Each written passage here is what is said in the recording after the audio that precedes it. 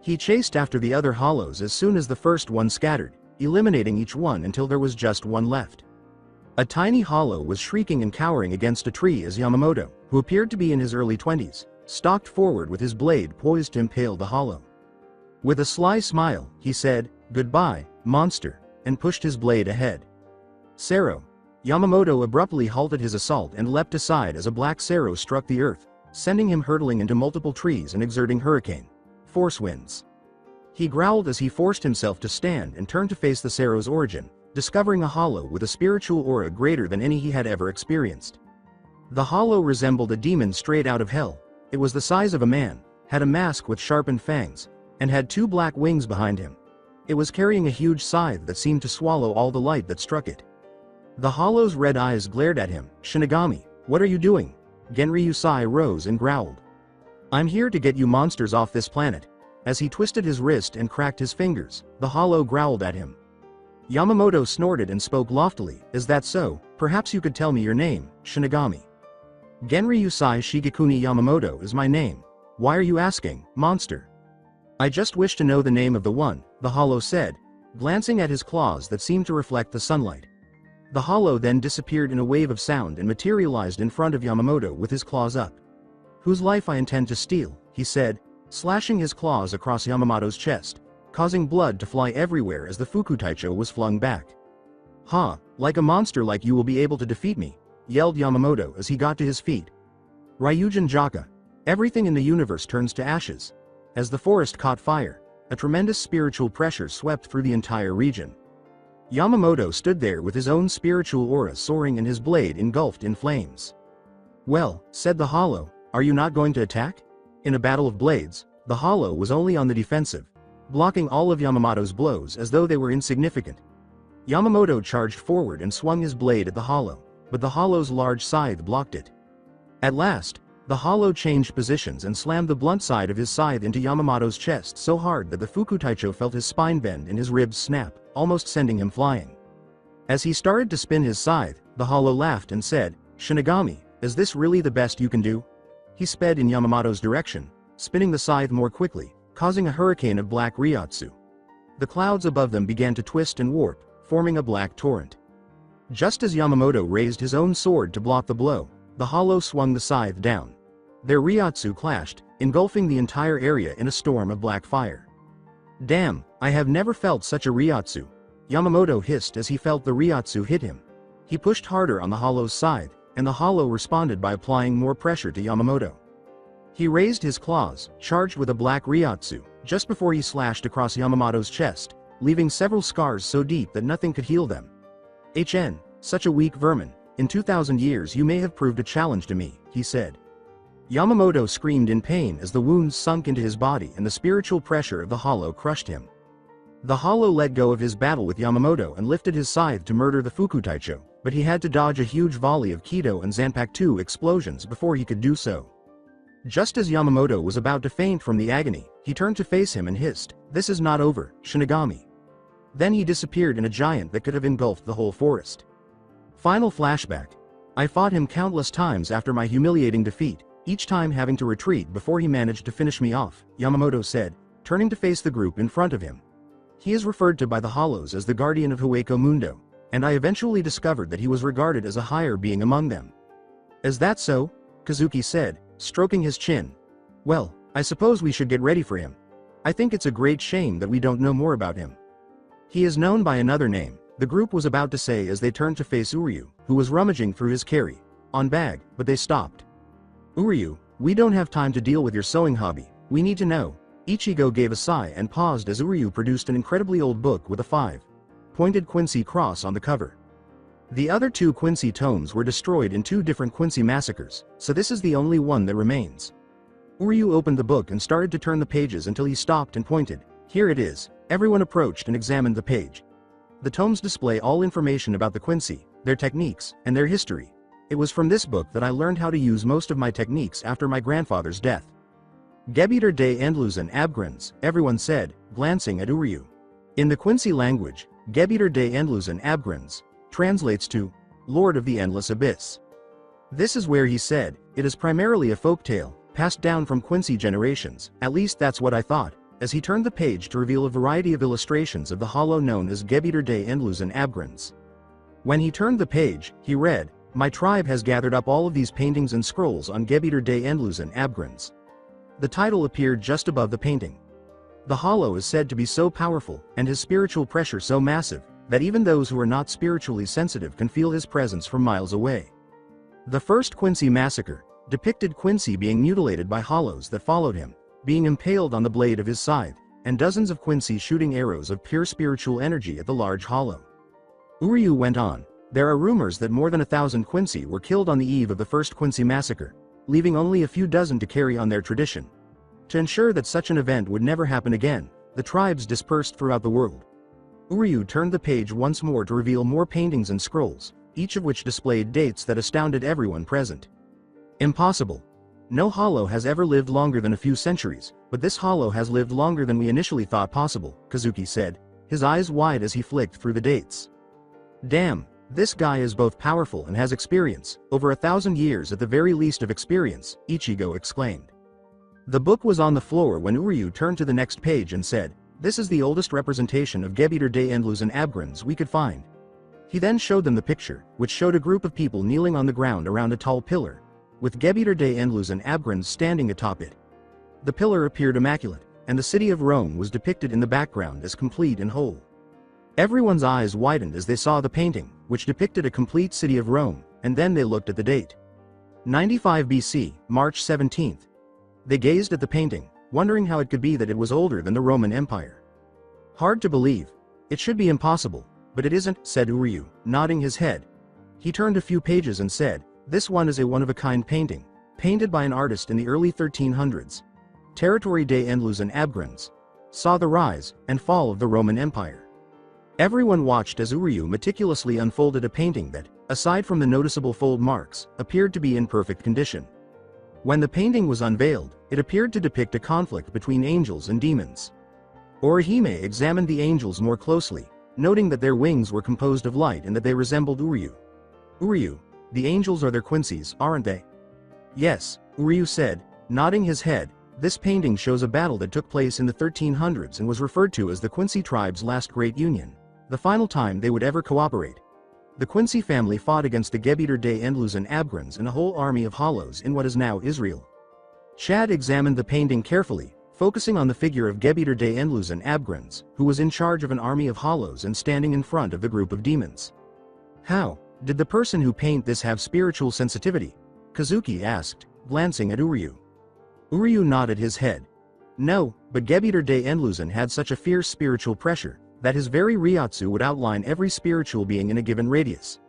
It didn't matter whether a person could see spirits or not, his Ryotsu would make sure they saw them." "This is bad," Kazuki said, nodding as he turned back to the image.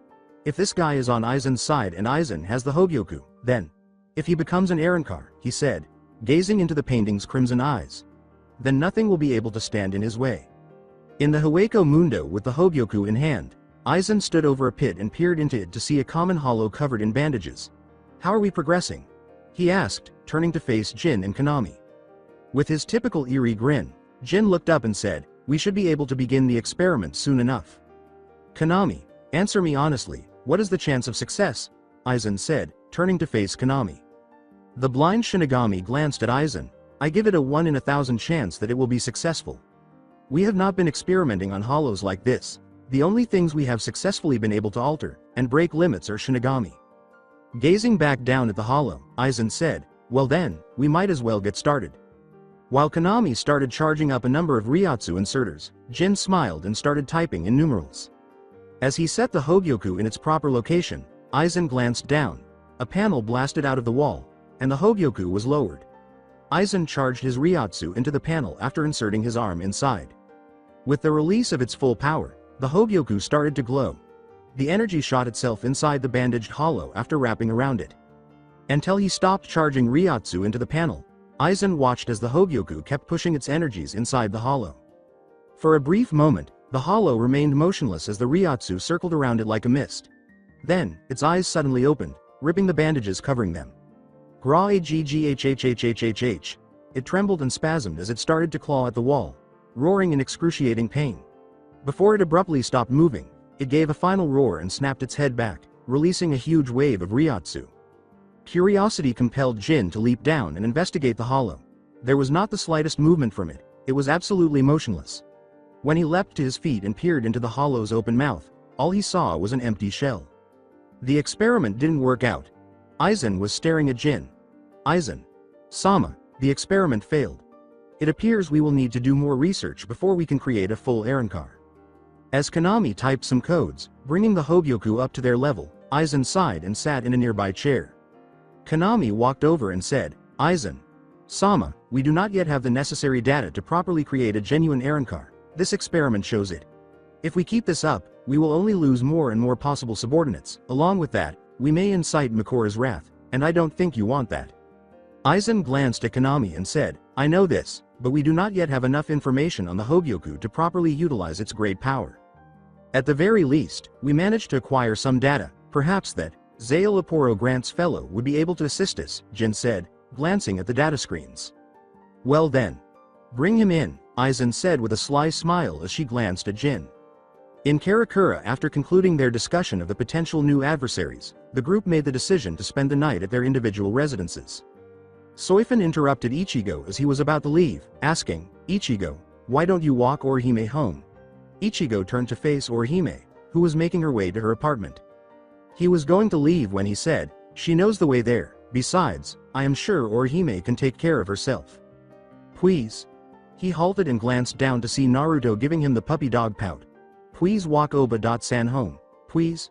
Naruto asked, letting a few tears come to the surface to enhance the effect. Looked into those eyes, Ichigo moaned, all right, I will walk her home then. He hurried after Orihime. That was perfect, Naruto. Where did you learn that?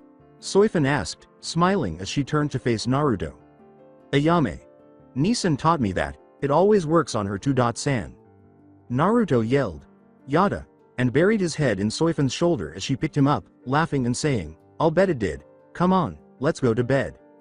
In the meantime, hey, Orihime. Orihime was about to turn a corner when she heard her name being called, so she stopped. Ichigo was sprinting in her direction when she turned around. She said, Ichigo, W. What are you doing? With a slight flush. I was wondering, if you would like me to walk you home.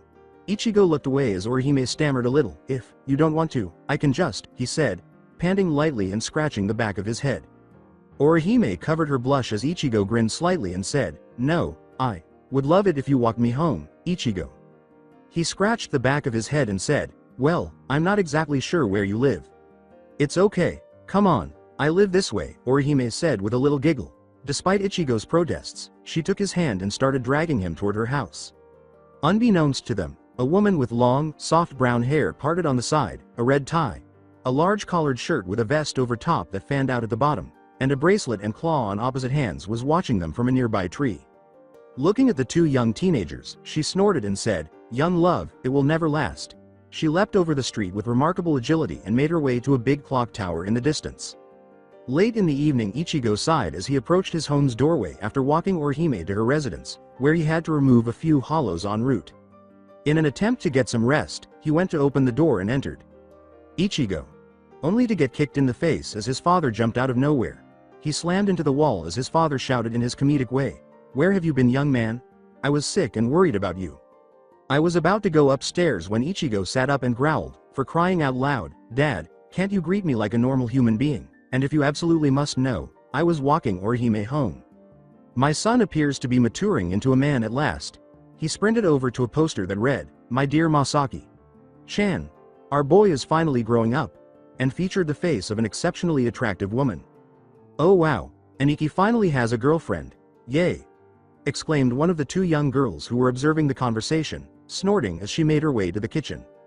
The girl, who was now called Yuzu, turned to face the other girl and said, Oh please Yuzu, he was just walking her home. But Karen, Ichigo has been gone for over a month, and now he just shows up saying he just walked Orihime home. They had to have been hanging out. Yuzu was staring at Karen. Ichigo started to go upstairs as the two girls were still chatting. Please, just give it a rest, why do you care anyways? He asked. So, Ichigo, what have you been doing over summer vacation? It must have been fun if you didn't even bother to come home to visit, his father interrupted. and Isshin gave Ichigo his trademark enormous smile. Ichigo halted halfway up the stairs and turned back to his father. "Yeah, it was fun," he said, smiling slightly before continuing up the stairs, leaving his father at the bottom, stunned beyond comprehension. Choosing to ask Ichigo in the morning, I said, "He hasn't smiled like that in years. I wonder what happened." It was Tuesday, the second day of Karakura Town's new school year. There were big groups of students everywhere dressed traditionally, but what was strange was that many of them had young children with them. While Chad held Karen on his shoulder, Ichigo Kurosaki was bringing his sister Yuzu. The four exclaimed, "Hey guys," as they turned to see Orihime running toward them, holding a child in a black mask and a black suit. "Sorry I am late," she said, glancing at the bundle. Naruto was having a hard time getting ready. It all began the day before, so why were they taking the children to school with them? Rewind as they waited for their sensei, Ichigo Kurosaki, Orihime Inoue, Yasutora Sato, and Uryu Ishida sat down according to the seating chart. "Hey Ichigo." Keigo Asano leapt through the doors and attempted to tackle Ichigo as they abruptly opened. Ichigo sighed as he slapped Keigo out of the way to halt his attempted attack. "Hey Keigo, how ya doing?" Keigo got up and snarled. "What's up with me? How am I? Now that you all left me here while you all went on vacation, how am I doing?" Keigo continued his insane routine of sobbing over their cruelty. Keigo turned to point at Mizuira Kojima, who had just entered the room, and gasped, "Oh knock it off Asano-san. Can't you just call me Keigo, please? Don't we have a friendship?" Mizuira smiled and made his way to his desk. "Whatever you say Asano-san," Keigo sulked as he started to cry anime tears. As she watched the screen, Orihime laughed and said, "Hey Orihime." She turned to see Tatsuki Arisawa enter the room. "Hey Tatsuki, how was your summer vacation?" Orihime said with a smile as she got to her feet. Tatsuki gave a shoulder shrug. Tatsuki smiled and flexed her muscles, saying, it was okay. I got to beat the shit out of a few guys at a karate tournament. Yep, no guy stands a chance against me." Ohime-chan, Orihime laughed. Chizuru Hansho, Orihime's open admirer and proud lesbian, glomped on her from behind and said, "I missed you, Haim-chan. We should hang out more often." A leering smile appeared on her face. "Hey, how about this weekend we forget homework and crunch?" Orihime, who had rapidly acquired multiple tick marks, threw Chizuru off of him. "Chizuru, what did I say to you prior to summer vacation?" Chizuru rose to his feet, glared at Tatsuki, and prepared to respond. "All right, students, calm down." When Misato Ochi arrived with her typical clipboard, everyone turned to watch her say, "I apologize for being late. The traffic was awful. Nevertheless, I hope everyone had a great summer vacation." She put down her clipboard and leaned over the desk, saying, "All right, I realize this is a last-minute announcement, but we will be working on a project that involves the entire family. I would like each of you to make an effort to invite a close friend or family member to attend class tomorrow. Although there is no upper age limit, I would prefer that you avoid bringing in someone who could cause trouble." Final flashback. Ichigo glanced at Naruto, who was dressed in a black mask with 2 eye holes and a full black bodysuit. Orihime, why is Naruto wearing that?" Gazing at Naruto, Orihime sighed and said, "Well, Kazuki managed to construct a Gigai, but there were some complications." Rewind. "All right, Miyuri finally sent me the damn information, so I was able to create a Gigai," Kazuki said, holding out a scroll covered in a lot of data as he stood in front of Orihime, Soifun, and Naruto. "Here is the information on Naruto's energy capacities and some other finer details." As Kazuki went on to explain, Naruto's energies are split into 4 parts from what we were able to tell. Soifun pulled out a chalkboard and pointed to a number of drawings, saying, "Naruto has Shinigami Ryatsu," pointing to a picture of a standard Shinigami. Thus in time he should be able to conjure up a Zanpakuto too, but it will take some time. He then pointed to a picture of a standard shinobi that Soifun had described, saying, "Thus he is also capable of performing ninjutsu and genjutsu." Next is his hollow Ryatsu. He pointed to a picture of a standard hollow. We are not sure what traits he will acquire from those as we have yet to test what his full Ryatsu composition is. And finally, the Yuki of Kyuubi. He pointed to a 9-tailed fox, saying, "This one is even more mysterious to us than the hollow energy, as nobody in the Soul Society Oz ever had to deal with a demon." When Soifun looked at the scroll, she was genuinely shocked to see that the power readings were displayed in a bar graph using different Ryatsu classifications. Shinigami Ryatsu. Officer level seated. Chakra. Equivalent to a Shinigami who is not seated. Hollow energy is in lower seated officer range, but it fluctuates frequently. Yuki. Yuki amount is equal to, if not greater than, the amount that 3 Vasto Lords hold. Is this all true? Soifun asked Kazuki, who sighed and retracted the paper. Sort of, the power levels tend to fluctuate, so I was unable to create a Gigai for him. As he is now what he is now, he can no longer be seen without a Gigai in our world, but in the elemental nations, they will be able to see him, so the Gigai is only necessary for this world. He pulled out a blank Gigai. I have constructed this specialized Gigai. Once Naruto attempts to possess it, it will mold to his form, well, most of it anyway. His hollow parts will be blocked out, but the downside to this Gigai is that it will outline everything except his hollow parts. So, that means, he will have. Kazuki nodded his head as Soifun's eyes widened. Yes, his scars will be visible, and his crimson eye will also be visible. I wish that was not the case, but this is the only way Naruto could use a Gigai, as all my other attempts failed. Final flashback. Ichigo winced as he glanced at the blonde as Orihime raised Naruto a bit higher and said, "That's why he is wearing this suit and mask, he does not want people to see his scars." Orihime wasn't likely to be able to get rid of the blonde's many scars anytime soon because she was still getting used to her abilities. So, who is the kid? Karen and Yuzu asked Naruto as they approached the blonde who had been placed back on the ground. Hi. My name is Yuzu Kurosaki. This is my sister Karen Kurosaki. What's your name? Yuzu said first, grinning at the blonde child who hurried to stand behind Orihime. He shivered as he protruded his head from behind Orihime's legs. Orihime gave Naruto a smile and said, "It's okay, Naruto. Tell me about yourself." As he slowly emerged from behind Orihime, Naruto glanced up at her and said, "My name is Naruto-fan. Uzumaki. Namikaze." She nodded. "Why such a long name?" Karen asked with an eyebrow raise. Naruto looked at Karen and said, "Well, Fan is my Chan's name, Uzumaki is the name of my Daibo, and I lived with that name most of my life, and Namikaze is my San's name." "That is so sweet. You have your Daibo's name and your parents' name, that is so adorable," Yuzu exclaimed, grinning. "You really think so?" Naruto asked, looking at Yuzu, who smiled. Karen then decided to speak up. With a shiver, Naruto retreated behind Orihime and asked, "Hey kid, why do you wear a mask?" Perplexed, Karen approached, saying, "Hey kid, what's the deal? I ain't going to." But Ichigo stopped her by grabbing her shoulder. "Karen, he has his reasons, if he wants to tell you those reasons he can. But," he murmured, "perhaps for the moment, just give him a bit of time to adjust, okay?" Yuzu and Karen stared at Ichigo in disbelief. What could have happened? Ichigo had never behaved in such a manner as he does now. "Hey Chad, do you think you can bring Yuzu and Karen to school? I will catch up later," Ichigo said, glancing at Chad. Taking the 2 girls on his shoulders, Chad nodded and said, "Got it Ichigo." He then left for the school. "Hey Naruto, how are y'all feeling?" Ichigo said, letting out a sigh and bending over. From behind Orihime, Naruto emerged and said, "Anyo, I am alright." Taking Naruto in his arms and placing him on his shoulders, Ichigo smiled and said, "Good, come on kiddo. Let's get to school." The blonde chuckled and said, "Onwards." Ichigo then started to speedwalk to school. Watching Ichigo carry Naruto made Orihime laugh. As she followed them, she reflected on how she had been permitted to look after Naruto for the day. Rewind in the Urahara shop, Orihime watched Soifun comb Naruto's hair and sighed as she stirred the tea on the coffee table. As his mother arranged his hair, the blonde child was sulking and said, "But Chan, why'd I have to get dressed up? They aren't coming until this weekend." Soifun glanced at Naruto. "I just want to see which hairstyle works best on you. You are going to be meeting the children of several prominent clans of the Soul Society. The council has asked that you at least meet with them, hoping to increase clan relations." Pumping, Naruto said, "But Chan, no buts." Naruto eeped as he let Soifun finish combing his hair after giving him a stern look. When Orihime eventually picked up her tea, she sighed. "Orihime-san, what is the matter?"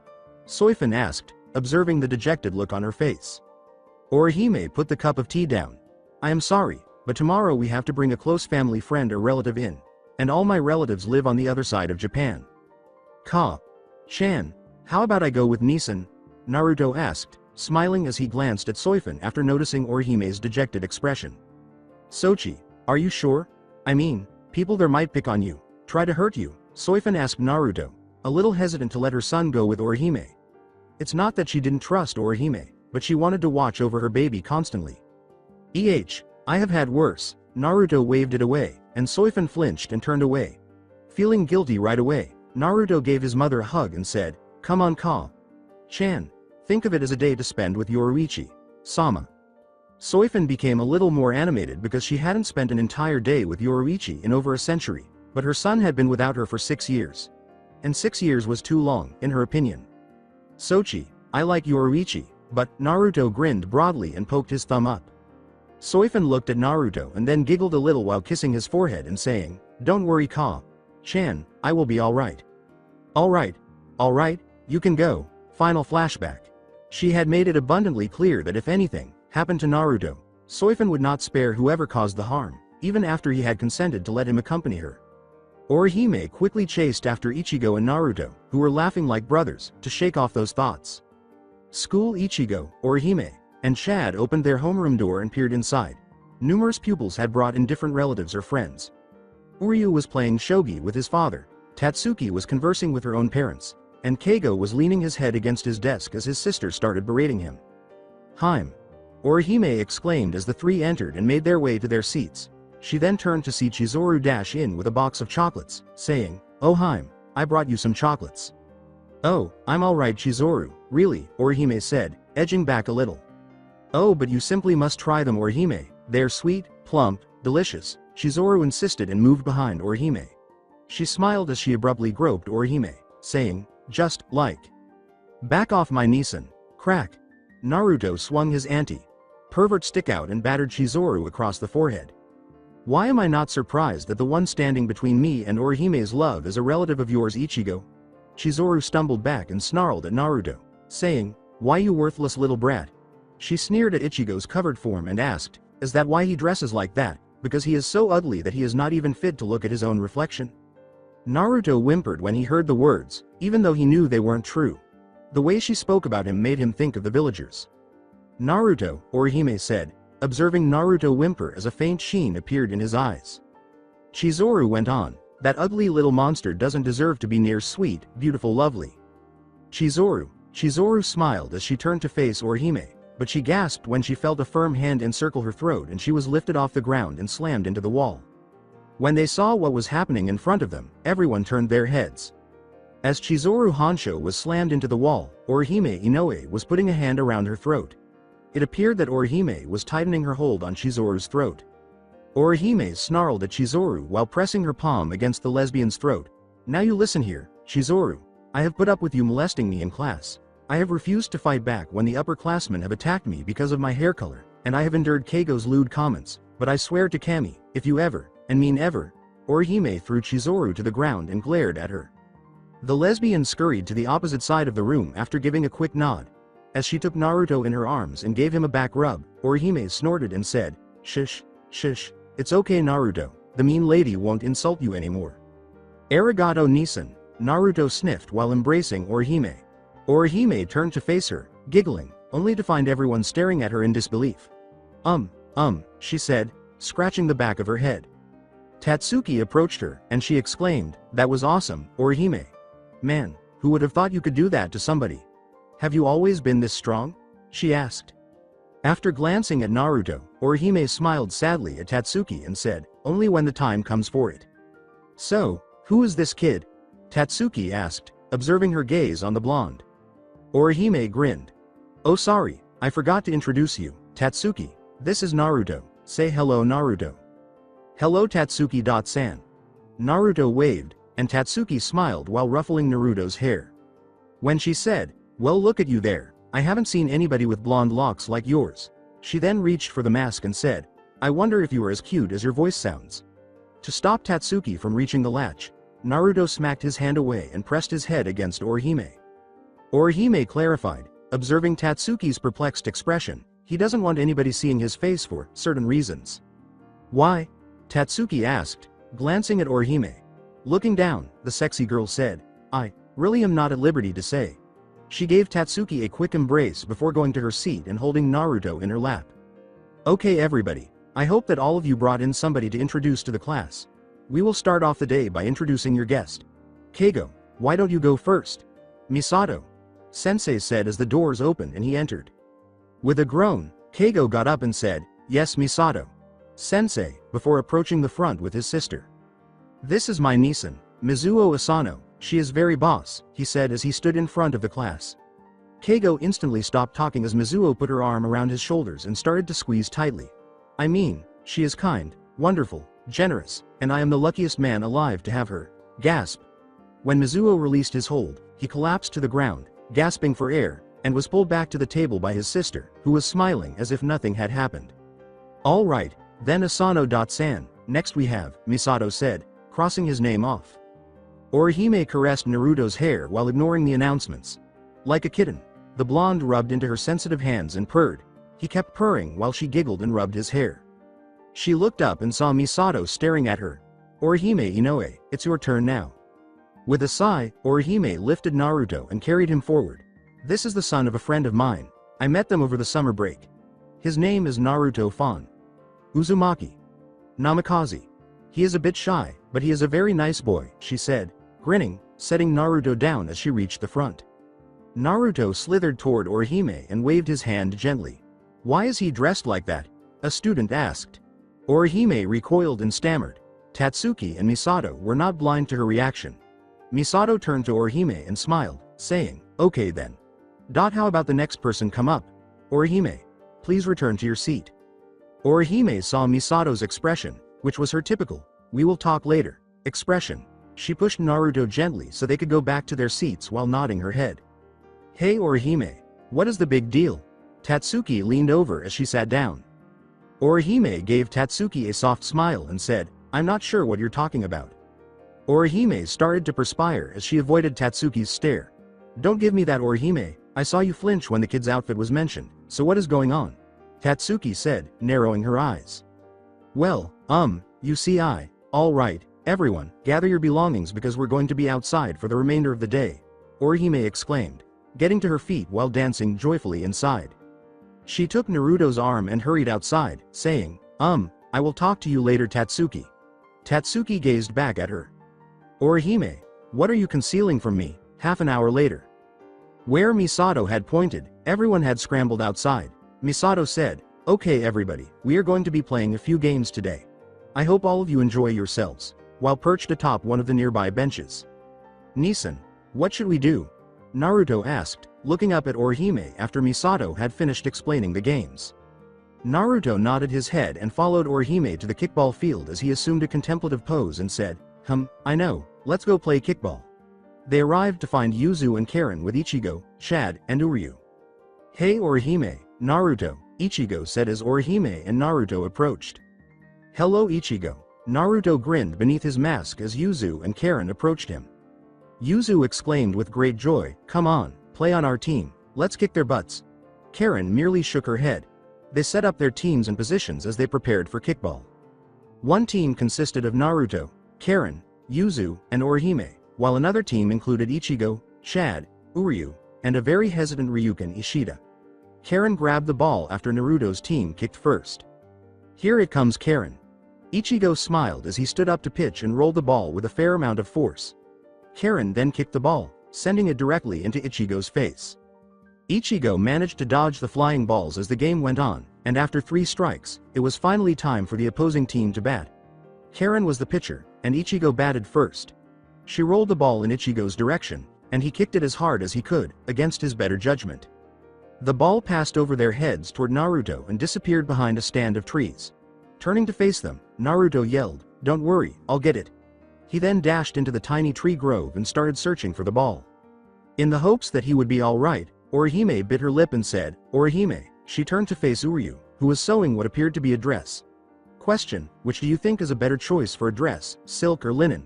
He held up the cloth, and sure enough, it was a dress. Uryu, why do you make so many feminine clothes? Ichigo sighed. Ryuken looked up from his book and laughed lightly. It is a funny story, Uryu growled and glared at his dad. Ryuken sat back, smiling, and said, "Don't even think about it, Dad."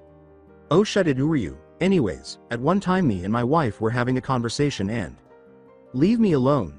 Naruto's voice prompted everyone to turn toward the tree grove.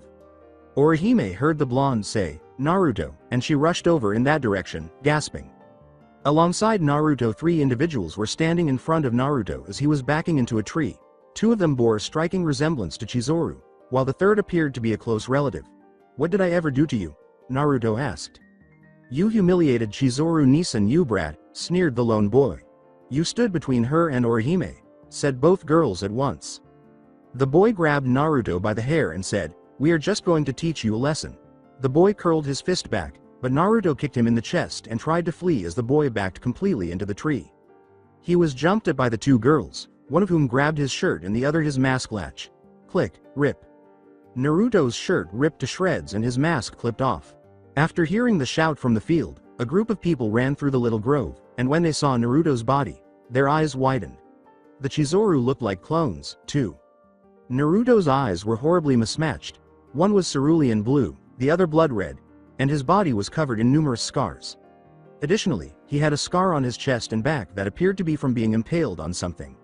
Whimpering, Naruto leapt from the forest and headed for the open road. The group of people stood motionless as Orihime ran after Naruto, but not before giving the 3 astonished kids a fierce glare and saying, "We will have words after this." Tatsuki snapped out of her daze and turned to face the 3 individuals who were not at all taken aback by Naruto's appearance. "Start talking, now," she said, stalking up to Ichigo and grabbing the front of his shirt. The expression in Tatsuki's eyes made Ichigo shudder. It was a serious expression that allowed no room for debate. Returning with Naruto and Orihime in an attempt to get as far away from the school as he could, Naruto ran into an alleyway and knocked over a few trash cans. He unintentionally got a piece of the filthy water in his mouth after tumbling over and landing face first. When he attempted to cough up the water, Orihime turned the corner and saw Naruto. "Naruto." Orihime rushed to him and helped him up while patting his back.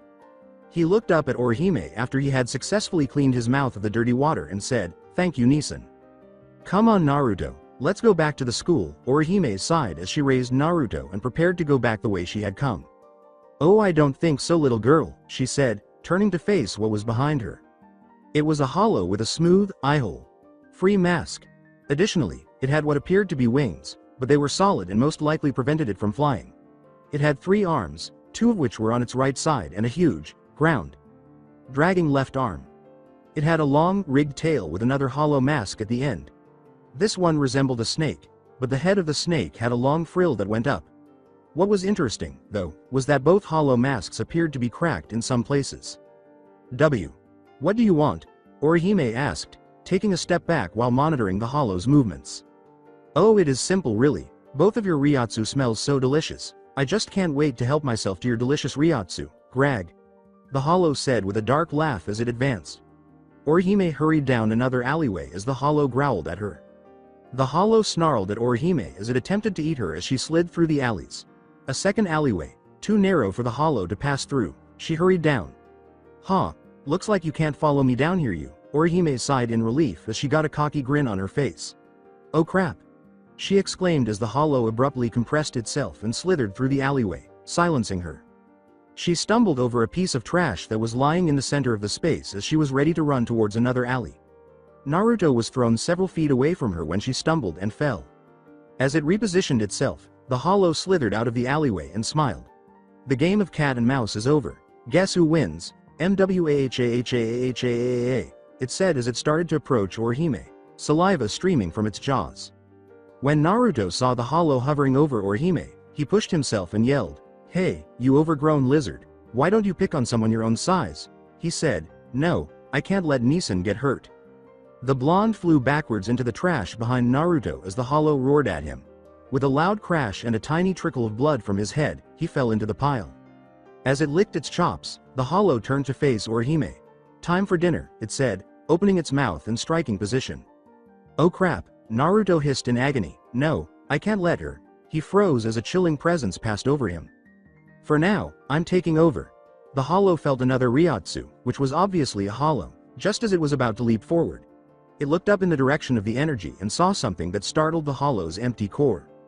While his body began to grow hollow fragments where they would have been when he was in his soul form, Naruto was shakily standing up, and the hollow fragment on his head was also spreading over his face, creating what appeared to be a mask. The hollow took a step back when it noticed ryotsu flowing around the blonde invisible wisps. The ryotsu was also very different, appearing to be divided in half, with one half being a dark black with crimson red and the other half being blinding white with a hint of blue. Naruto's face changed to a menacing smile, and his eyes changed from their typical blue to golden yellow. Naruto held his hand in an open strike as his nails gradually grew longer, and before the hollow could move, he raised his right arm, which was quickly covered in white hollow skin, and spikes erupted out of it as intricate blue designs covered it. "Sorry about that, Nisan. It seems my brother wasn't capable of protecting you," Naruto said with a snort and a dark voice, while the hollow mask draped over his right side. "But I won't let that happen." He unleashed a tremendous amount of Ryotsu as he shot at the hollow with blinding speed. In the meantime, Soifun was choosing an outfit for Naruto to wear when he met the heiresses to multiple houses when she felt a sudden, huge spike in Ryotsu. She looked in the direction of the spike and discovered that it was coming from Karakura High School. "Naruto!" she exclaimed, dropping everything she was about to buy and running out of the store, toward the Ryotsu. Returning with Naruto as the giant hollow staggered back, Naruto slashed at it and laughed uncontrollably. "Come on, is this the best you can do?" The hollow stooped and swung its tail at Naruto, dripping poison and having an open mouth. Before jumping onto the snake's head and running up its tail, Naruto raised his right arm and grasped the approaching snake's tail. "How do you expect to beat me like that?" he yelled, sneering and smiling at the hollow in one glance. Naruto just smiled before leaping into the air and out of the way of the incoming blast, which tore into the hollow's tail, as the hollow roared at him and opened its mouth, forming a red ball of energy before it shot at the blonde. The snake landed on the ground, writhing in pain as the two heads screamed in agony and the main body grasped its severed tail, glaring at Naruto and growling, "How did you avoid my Sero?" "Sero, is that what that technique is called?" Naruto said, raising an eyebrow. His smile spread from ear to ear as his hollow parts continued to protrude over his body. "I like it. Would you mind if I tried it?" A dark red energy developed in Naruto's palm as he raised his right arm. As Naruto started to appear more and more hollow, Orihime observed that the mask abruptly changed from white to black as it expanded over his right side. As the hollow charged at him, Naruto smiled and said, "Now, what was this technique called?" "Oh, now I remember." With its mouth open and prepared to bite down, the hollow leapt at Naruto. "Sero." The rest of the hollow's body dropped to the ground just before it vanished as the dark red energy shot out of his palm and into the hollow's face, instantly dissolving it. Naruto raised his arm and prepared to charge another Sero as he focused on the last fragment of the hollow. "Naruto." He turned around to see his mother leap over the fence, panting, but stopped when he heard someone call his name. Orihime yelled, "Soifun, how did you find us?" when he saw him. "I felt the massive Ryotsu, now where is?" Soifun said, turning to face Orihime. Her gaze fell on Naruto, who was half changed into a hollow, and she yelled in surprise, "Naruto." After just staring at her, Naruto smiled and leapt at her in chibi form, exclaiming, "Ka-sama." He sprang into Soifun's embrace and started nuzzling her chest. "What the hell happened to you, Naruto?" Soifun asked, glancing at him. With bewilderment, Naruto raised his head to Soifun and said, "Naruto? However, that is Ka-chan's brother's name. But if Ka-chan wants to call me that, I am fine with it." The hollow Naruto, or whatever he was now, smiled like a kitten and nuzzled into Soifun's chest. They were so focused on Naruto that they failed to notice the hollow that resembled a snake creeping down the alley and into a sewer. "Blast, SS Shinchei, the main body ISSS dead, I can't return to Hueco Mundo." The serpent hissed in frustration as it slithered out of the pies from an open grate, moving as fast as it could down the sewer. "Now I need to form a new body to get back home. Curse you, Aizen." It sensed a strong Ryotsu close by just as it was ready to slither away. A lone man was walking down an alleyway when it snapped its head around, and the serpent smiled as it sped towards the alleyway and followed the man. The serpent threw back its head and bared its teeth to attack the man who was moving down the alley. The hollow saw a flash of fur and fangs, then nothing, its severed head falling to the ground before it dissipated, and the man walked away with a large black wolf at his side. The man turned around and leaned on his cane, which had a silver wolf's head on top. Zij Dik, Hund. Soifun kept looking at her son, or what had happened to him. Now both eyes were golden, and a white shell, resembling a hollow, covered his entire right side. She saw that it changed from white to black in the spaces between his foreheads where the hollowification started to spread, something she had never seen in hollowification before. She initially believed it to be merely hollow markings, but Naruto's right side, which had the hollow shell, had blue markings. What was happening? When Naruto saw Soifun's distressed expression, he said, "Ka-sama, what's wrong?" Naruto's voice, which echoed down a long hallway, snapped Soifin out of her daze. Okay. Whatever you are, start explaining, now, Soifin said, setting Naruto down and staring into his eyes. Her tone was so severe that there was no room for debate. Hi Sama. Naruto lowered his head in submission, swallowing the lump in his throat before continuing. Well, brother wasn't able to protect Orihime Nisan from the mean hollow, and I didn't want her to get hurt, so I took control of our body and saved her. Referring to his hollow parts, he smiled broadly and said, but I beat that big bad hollow's butt, aren't you proud of me Sama? All Soifin could do was look at her son, or what her son had turned into. Well, aren't you proud of me Sama? Naruto asked, still hugging Soifin, looking up into her eyes, expecting to see pride and maternal love, but instead seeing bewilderment and shock. Sama. Naruto whimpered as he bowed his head in embarrassment, a few tears streaming down his cheeks. After being roused from her daze, Soifin wiped away her tears and said, who are you exactly, if you aren't my son?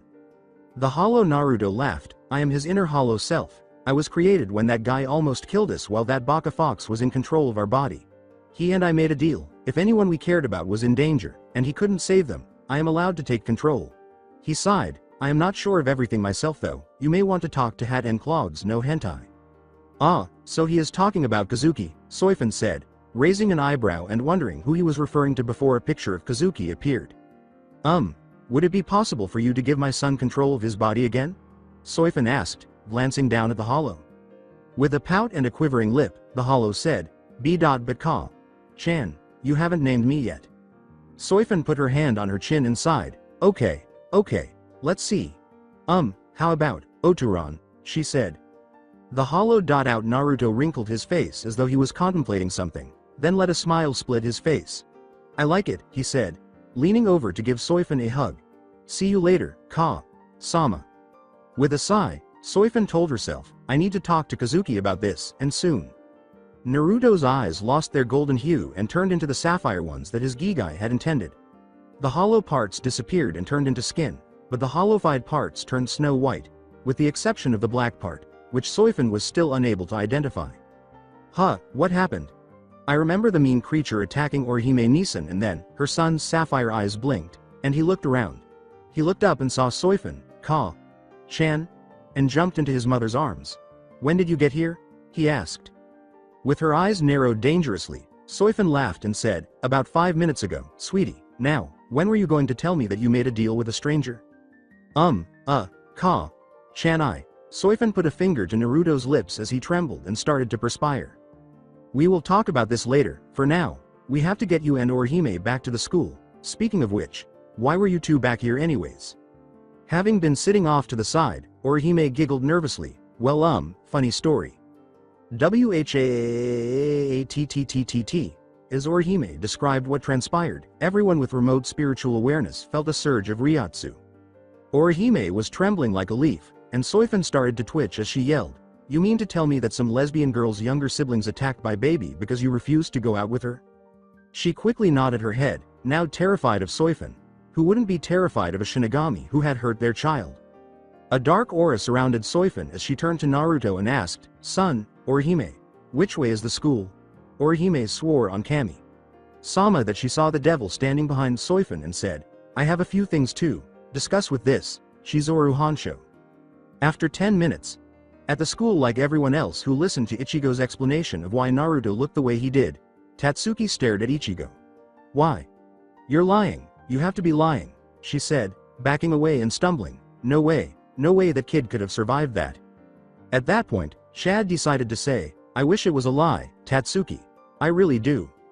The crowd erupted in applause as Uryu sighed and adjusted his glasses before declaring, the feeling is mutual, and to be honest Tatsuki, Ichigo put mildly what actually happened to that kid. I think the only thing that didn't happen to that poor kid was being raped, Ichigo said, rubbing the back of his head. Is this the reason he is so different from before? Karen and Yuzu asked, gazing at their brother. In an attempt to elicit more information from Ichigo, the other people in the crowd started asking questions. Ichigo.kun. But when they saw Orihime approaching them with a tall woman with a martial artist's build and a cloaked figure they thought was Naruto, they stopped and turned around. Ichigo smiled at Orihime, but he winced when he saw the expression on Soifan's face, and Uryu and Chad both started to tremble. This was the first time that Ichigo and Uryu thought to themselves, oh shit. Approaching the crowd, Soifan yelled, which of you is Chizuru Honshu? Everyone there, including Chizuru, was alarmed by the tone of her voice. A smiling Tatsuki pulled the lesbian up front and said, here she is. She was then flung into the lion's den after attempting to tiptoe away. Before Soifan, who was leaking ki, yanked her up by the front of her shirt, Chizuru brushed herself off. Are you the one who insulted Naruto? Yes, Chizuru replied with HMPH, what business is it to you? Chizuru gave an arrogant response. I am his mother, Soifan said, squinting her eyes. Chizuru became aware of her situation a bit too late. Her agonized cries reverberated throughout the schoolyard, as well as close to the bakery. After 10 minutes Chizuru was on her back, twitching in agony, her limbs twisted in seemingly impossible positions, her black eye, teeth hanging out. Soifan grabbed Chizuru by the hair and yanked her up, looking down at her. Now, she forced herself to look at Naruto, asking, what do you say to my son? Looking at Naruto, Chizuru moaned, sorry. Her lips were so swollen that it was incomprehensible, but Soifan was pleased. After dropping Soifan, she picked up Naruto and said, good girl. Come on, sweetie, we have to go talk with Hat no Clogs no Hentai. Who? Naruto asked, raising an eyebrow. She sighed, her perspiration gone, Mr. Urahara. As they left the school, Naruto grinned, said, okay, and gave his mother a hug. As Soifan beat the living daylights out of Chizuru, Ichigo, Kad, and Uryu cowered behind a tree, still trembling behind it, but Tatsuki couldn't help but laugh at Chizuru's situation. Uryu's father was perspiring as he attempted to maintain composure, and Karen and Yuzu were trembling and clutching each other tightly, terrified of Soifan's anger. But Chizuru's younger siblings screamed in terror. One thought crossed the minds of everyone who was watching. Never offend the mother of Naruto Fan Uzumaki, Namikaze. After 20 minutes, the Urahara store as a messenger from Shinigami Research and Development arrived in a Senkaimon carrying a sizable box of notes from Mayuri. Kazuki Urahara was bending slightly. Thank you for delivering this, Kazuki said. It will be very helpful for Naruto's future training. Something for your troubles, he said, reaching into his pocket and taking out a candy bar. Gee, thanks, the messenger said after taking it in. I suppose. He walked back into the Senkaimon after leaving the Urahara store. Tessai entered the room as it was closing with a tray of tea. He turned to face Urahara and inquired, you gave him the laxative bar, didn't you? With his fan out, Kazuki smiled and said, maybe I did, maybe I didn't. With a sigh, Tessai set the tray in front of Kazuki and asked, how much laxative is in that one? Oh, enough to make Byakuya lose his composure and run to the bathroom, Kazuki said with a laugh as he turned around. Tessai nodded. If you want the Soul Society to kill you, then you are on the right track, my old friend. Oh, I'm just trying to get them to lighten up a bit, Kazuki said, folding up his fan and laughing. That's all, he said, glancing at Tessai before assuming a serious expression. So, did you experience the Ryatsu spike earlier? Yes, it was very similar to, Tessai said, nodding as he poured the tea. They both stopped speaking when they heard the shop's doors slide open in a whispered exchange of words. Now, Sochi, please stay here and refrain from eating any candy until I give my permission, okay? Hi Ka. Chan, but, I hope it won't take long, young man. Now sit down and wait until I come out. The door to the room opened as they heard footsteps approaching, and Soifan said, Hi Urahara-san. Sorry to bother you on such short notice, but certain complications have arose. I thought you might come by, Kazuki said, nodding his head. Fortunately, we have some data from Mayuri that we can share with you. Have a seat, please. As Tessai poured them each a cup of tea, Soifan sat down and folded her legs. Soifan's eyes widened as Kazuki picked up his cup and sipped from it, saying, So, I am guessing that the Ryatsu surge earlier came from Naruto. Tell me if I am wrong. How did you? Kazuki stopped her by raising his hand. You forget that Tessai was once in charge of the Kido Corps and I was once the Taicho of the 12th Division, or have you already forgotten? The fact remains is that Naruto's Ryatsu unleashed a second personality, Soifan said, blushing modestly. As Soifan goes on, Kazuki and Tessai's eyes enlarge. He was Naruto's inner hollow, according to the personality, but he didn't behave like any hollow I've ever seen. Honestly, I am worried. What is happening to my son? She sighed, placing her hand on her forehead. It almost behaved like a child who would constantly seek their parents' approval. He looked at the box of data that Mayuri had sent and said, Just what is it that caused this situation? Kazuki assumed a thinking pose and said, this is an interesting series of events. Obviously from the readings we got from Naruto, he was sure to develop an inner hollow. But the fact that it developed this soon, and with such an interesting personality is also amazing. With a worried and scared expression on her face, Soifun turned to face Kazuki and said, I was hoping that you would be able to help me. Please, I need to know what will happen to my baby. I just got him back so quickly that I can't let him get hurt again. Kazuki put his hand on Soifun's shoulder, interrupting her in the middle of her sentence. Seeing the expression on Soifun's face, he tried to reassure her by smiling kindly and saying, don't worry Soifun, I don't think your son is in any danger, not at the moment anyways. Now don't get frantic, there is a way to make sure your son is safe. How can you be sure that my son will be okay? Soifun said, swallowing the lump in her throat. I can't, not yet anyways, Kazuki said as he slid the data box toward the center of the room and between him and Soifun. He lifted the box's lid and began looking through the files, hoping to find something. Let's see, Kido potential. No, Bakudo potential, useful, but not at this moment. Ryatsu alignment. Ooh, quite interesting, but no, he continued tossing files to be read later, then smiled as he took out 3 folders, saying, here we are, Hollowification, Hollow Ryatsu, Hollowification side effects. Kazuki had a serious expression on his face and was holding the folders just out of reach when Soifun reached for them. Now, Soifun, reading the files won't help anyone because you don't know much about hollow anatomy.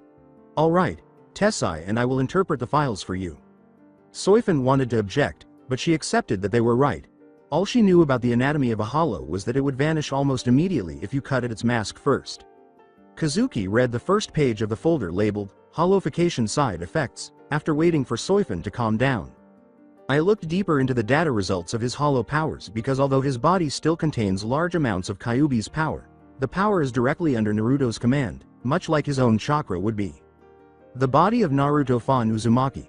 Namikaze shows that the hollow powers within him are both his to use, and are also controlled by another entity inside him. This is strange because after examining his body, he only had 1 soul, as opposed to 2, which was expected if the Kyuubi was sealed inside him. After careful analysis and observing through Naruto's memories, I came to a conclusion regarding the hollowification process on Shinigami, or those with Shinigami blood. There is undoubtedly a second entity that controls the hollow abilities more than Naruto is controlling them, but it is almost as if the entity is Naruto, but isn't. According to the information gathered about the first Vizards more than a century ago, it appears that hollow powers in a Shinigami basically split the original user's personality. The degree of this personality switch is unknown, but we were able to infer that the Hollow's personalities adopt the original Shinigami's strongest emotions. The former lieutenant of the 12th Division, for instance, was very aggressive when she was hollowified, which is not shocking, but she appeared to target people she considered annoying, or bastards. This might have been an anomaly because no in-depth study of Vizards was ever done. But the possibility remains open. So young Naruto, should his hollow personality ever emerge, may develop a very possessive personality, as well as being very protective of those he cares for. The personality may also be open to trying to please these individuals, leading to extreme childishness. In addition to showing how the hollow energy will respond to his 3 other energy signatures, the file also stated that the hollowification will cause an early release of his Ryatsu, which could lead to him obtaining a Zanpakuto too early. As he stood up and picked up his cane, Kazuki said, well, from what the research is saying, we don't have anything really to worry about in regards to your son's safety. But I would rather we find out from the real experts. Kazuki turned to face Soifun and said, Soifun, get Naruto and come with me. There are a few people I want you to reacquaint yourself with. Soifun raised one eyebrow in perplexity, trying to figure out what he was talking about. She'll learn soon enough, after half an hour. Kazuki, Soifun, and Naruto were strolling through an abandoned town that was full of buildings that ought to have been demolished years ago, the majority of which were in terrible condition and severely deficient in many areas of the nation's safety regulations. Naruto clung to Soifun's leg as she looked around. This town was obviously deserted, but for some reason, it didn't feel entirely deserted. Looking at Kazuki, the 2nd Division's Taicho said, Urahara, are you certain that the individuals you mentioned actually reside here? Positive, after all, I have been giving them freebies for years. Kazuki turned away from Soifun and flipped out his fan, adding, besides, this place is the perfect place to hide. Or have you not felt it? Soifun was perplexed by Kazuki's words. Ka-chan, why is the town surrounded by a yellow mist? She asked, glancing down at Naruto, who was gazing into space. Raising an eyebrow, Soifin glanced in Naruto's direction but saw nothing. What was her son discussing? With a smile, Kazuki said, "Sorry, Naruto, but I don't think you're Chan can see it." He then took a pair of binoculars out of his pouch and handed them to Soifin, saying, "Here, try them out." When Soifin looks through the binoculars, she is astounded by what she sees. The town and a few square miles around it are indeed surrounded by a yellow mist, but what was it? The mist is residual spirit particles from when a Taicho-level Shinigami died, Kazuki responded, seemingly reading her thoughts. If the body is not recovered in time, the Ryatsu spreads out and forms a big cloud. In the Soul Society, the spirit energy forms a barrier that shuts out every sensor.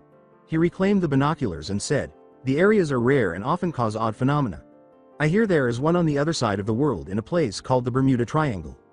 Only specific things can track them, or even see the mist surrounding the area. I can't be certain, though, because I've never visited. In actuality, this is the ideal location for these individuals to hide from the Soul Society." They approached a sizable structure that was possibly in the best shape. "Why would they want to hide from the Soul Society?" Soifin asked, turning to face Kazuki. "Why don't you come in and find out?" Kazuki responds, opening the door and entering. The building is in a state of disrepair, but it appears to be usable, and Soifin enters, making sure Naruto is behind her in case things get rough. "What are you doing here, Kazuki?" When Soifin turned in the direction of the voice, her eyes widened at the sight before her. A man with straight cut, chin, length blonde hair, dressed in a gray long coat, white button up shirt, and newsboy cap, was lying on his back with a katana by his side. The fact that the man was lying in midair, however, was abnormal. A better question would be, "Why did you come here with guests without letting us know first?" the man said, turning about and grinning broadly. When Soifin recognized the man, her eyes grew wide. Former 5th Division Taicho Shinji Hiriko is a criminal to the Soul Society. "We have things to discuss, my old friend," Kazuki said gravely as he looked up at Shinji, "and I will not take no for an answer." "Is that so, Kazuki?" Shinji scowled and rose, gliding to the floor. "All right then?" He shrugged his shoulders, then turned to go to another door. "Why don't we meet the rest of the family?" Soifin, Kazuki, and Naruto followed Kazuki through the door, with Naruto hiding behind Soifin's leg. The large room on the opposite side was covered in slash marks from swords and scorch marks from Kido spells. Based on the curve of the marks, it appeared to be katana slashes, and it also had a familiar feel to it. "Kazuki. Baka." A rock was thrown toward them and crashed into Kazuki's face, forcing Soifin to duck. Looking in the direction the rock had come from, Soifin saw a girl with very short blonde hair tied in 2 pigtails, wearing a red jogging suit, flip-flops, and a katana strapped to her side, with a slightly elongated fang sticking out of the lower left side of her mouth. "You Baka!" she yelled as she approached Kazuki and seized the front of his shirt. "What on earth have you been up to? Why in the world haven't those parts arrived yet? I requested them 3 weeks ago." "I will get you the parts to your stupid Hiyori treadmill trainer," Kazuki moaned in agony as he waved his arm. The girl then punched him in the face, causing a loud crack that was probably caused by a broken nose. "You moron, it's the Super Hiyori treadmill trainer." The girl stopped when she caught a glimpse of movement in the corner of her eye and turned to see who it was. "And I want those parts by the end of the week or so help me all." She looked at Soifin and her eyes widened slightly before narrowing in hatred, saying, "You?" She let go of Kazuki and snatched up her katana, saying, "I'm going to kill you." She tore out her katana and yelled, "Chop cleanly, Kubariki or..." But her cries were interrupted when the back of her shirt lifted her off the ground. She turned to the person holding her and yelled, "Hey, put me down, dumbass. You can't see that Soul Society found," she said, putting a finger to her lips. He was wearing a black suit, a black jacket that reached his thighs, and a white shirt with frilled cuffs and a high collar. He had long, wavy blonde hair and a bored expression on his face. Now Hiyori, I doubt Shinji or Kazuki would have allowed her in if there was any reason for us to fear her." He turned to face the shadows behind him and said, "Wouldn't you agree?" A number of people emerged from the shadows, all of whom Soifin recognized. The first was a tall man with black hair in a tall spiked afro, a green jogging suit, and black mirrored sunglasses. The second was a young woman with lime green hair wearing goggles on top of her head, a white bodysuit, orange boots, gloves, and an orange scarf. The third was a tall, burly man with brown eyes and short gray hair, dressed in green cargo pants, combat boots, and a pair of fingerless gloves. He had 4 golden piercings, 3 in his left ear and 1 in his eyebrow. The fourth man was taller than everyone else in the room, rotund, and had pink hair with a black crossbone pattern in the middle, a well-maintained mustache the same color as his hair, and a green tuxedo with a yellow bow tie. The fifth and last one was a young woman with long black hair and red oval glasses, dressed in a pleated skirt and a long-sleeved sailor fuku with a teal blue collar. They all had katanas by their sides, and Soifun knew that each and every one of them was the former Fuku Taicho and Taicho of the Godai 13 from more than a century ago, before they were exiled from the Soul Society. Now, Soifun understood Kazuki's meaning and how they could support her. Fine, but if she tries anything Rojiro, Hiyori growled as she was put down, her eyes briefly turning golden before dropping back to their brownish hue. I am going to kill her. Well, what exactly are you doing here? The now-named Rojiro sighed before turning to face Soifun. She is here because she needs your help. Kazuki stood up and snapped his nose back into position, saying, Damn Hiyori, still hitting as hard as ever. Soifun was about to respond, but Kazuki beat her to the punch. Why the hell should we help her? Hiyori snorted and averted her gaze. She belongs to the Soul Society, which is unreliable. Kazuki moved to say something. Please, but came to a halt when Soifun yelled, I would go somewhere else if I had another choice, but you are the only people who can assist me. Please, tell me how I can get your assistance. They wouldn't have to deal with Soifun anymore, so Hiyori smirked and turned around, saying, Not like it matters, but you would have to remove the bounty the Soul Society has put on our heads, and we want an apology from that old bastard and the ones who got us banished. Done. But at the sound of Soifun's voice, she froze in surprise and turned to see Soifun standing with her arms folded. What? Soifun, the commander of the 2nd Division and the leader of the Onmitsukido, had acceded to their demands? Hiyori simply could not believe it. Observing the expression on Hiyori's face, Soifun said, What else would you like? Would you like me to give you the secrets of the 4 great noble families, some of the library's forbidden Kido spells, and heirlooms from the Fawn family? Soifun talked about things that were more valuable than anyone could ever imagine, as though she were giving away a loaf of bread. The man with curly hair spoke up. Why would you offer such things, or even give in to our demands? What possible reason would you need our help so badly that you would be willing to do such things? Soifun stepped aside, looking down at her leg. Looking at everyone staring at him, Naruto was twitching his foot nervously. He raised his left arm and stammered, Konnichiwa. The young blonde child behind Soifun, who appeared to be no older than 6 or 7, caught everyone's attention. He is so adorable. Mashiro leapt forward and began to touzle Naruto's hair, saying, He has such gorgeous blonde hair. Can I keep him? She glanced at the other people who continued to gaze at the blonde. With a smile, Lisa said, He is so adorable, just like a little teddy bear. Hiyori stood off to the side, focusing on a single spot on Naruto's face as the crowd continued to descend and stare at him. Kawaii. Look at those little whisker marks, they are so cuute. Hiyori, with hearts in her eyes, glomped Naruto. As she went on, she nuzzled his face with her cheek and started pinching his cheeks. All you need is a set of ears and I would make you my teddy bear. Having never witnessed this aspect of Hiyori's personality before, everyone else gaped at her in disbelief. Hiyori pinched Naruto's cheeks while cuddling him, but she failed to notice the terrified expression on his face. And I would dress you up in a biker outfit and... Ouch, Hiyori continued. Hiyori had to drop Naruto after he bit her hand, saying, Shit, that fucking hurt. Why you little? She began to shake her hand and grab her katana, but she stopped when she noticed Naruto standing behind Soifun's legs, trembling in terror. What the hell is going on with that kid? He just bit me and is now cowering behind you in fear, Hiyori said, turning to face Soifun. If you all watch this, you will understand, Soifun said, letting out a sigh and taking out a tape.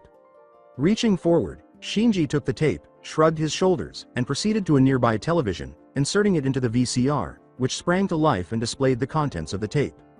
Naruto's grueling existence. Even though the tape only showed a small portion of Naruto's life, it was enough to bring them all to tears, and it had only been 30 minutes since it was placed on their television. Love let out a great deal of spiritual pressure as he gritted his teeth so hard that one of them broke. Lisa covered her mouth and fell to the ground, sobbing uncontrollably, while Hashijin let out deep sobs as he tried to wipe his eyes. Rojiro furiously ran his hands through his hair in an attempt to maintain his composure. Mashiro sobbed loudly while using Shinji's jacket as a tissue. Shinji was staring murderously at the screen, and Hiyori was just sitting there, staring blankly, but if one looked closely, one could see the tense muscles around her eyes, trying to contain the tears. Hiyori had never felt so awful in her life,